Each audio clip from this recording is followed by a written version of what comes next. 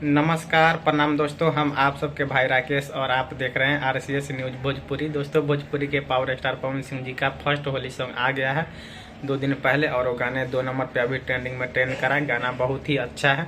जो लोग नहीं सुने हैं वो लोग भी आप लोग जाके सुनिए। कुछ लोग बोलते हैं गाने चोरी का है, तो यार इसमें मैं टिप्पणी नहीं कर सकता हूँ। और एक ही बात बोलूँगा, उनके ऑफिशियल यूट्यूब चैनल से आया है पवन सिंह ऑफिशियल, और एकदम 2 नंबर पर ट्रेंड कर रहा है और एकदम पूरा तहलका मचा के रख दिया है। गाने का नाम है इका कैलू ए जान और साथ में गाई है अनुपमा यादव और उसमें काम की है क्यून शालिनी, जो कि उनके साथ में रहती हैं। तो आप लोग से आसान विश्वास है, वो गाने को खूब प्यारा आशीर्वाद दीजिए और ज़्यादा से ज़्यादा वीडियो को शेयर कीजिए और सपोर्ट भी कीजिए। दोस्तों, गाना बहुत ही अच्छा है।